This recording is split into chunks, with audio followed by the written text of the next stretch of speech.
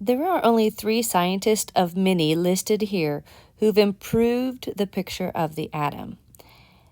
In a way, they've also obscured the picture of the atom.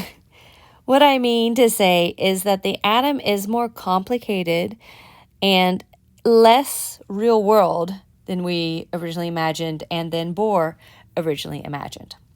So just a quick touch on these 3 scientists, and then we are going to move on. If you want more information, you can definitely Google them.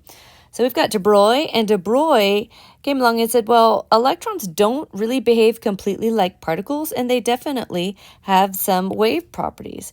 And so he said, you should think of an electron as a standing wave, only it's a connected standing wave. So you can think of an electron,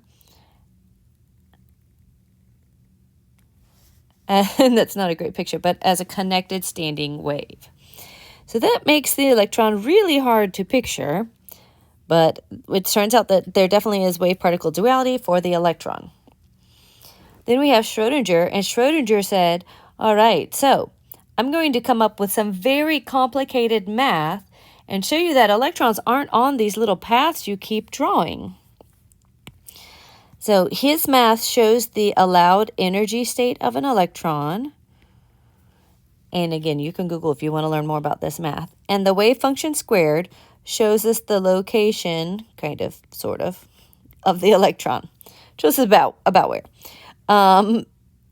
So what he's saying is that instead of like a path, we're thinking of like a wide swath of an area. So it's like a certain area and the electron somewhere in that region. So I'm going to write the word region here. And then we have Heisenberg, and Heisenberg said, well, you cannot know the momentum and the position of the electron at the same time. So these 2 guys together brought about the idea of, instead of orbits, orbitals. And so these are regions of space that the electrons can exist in. So you'll see more about that in the next video.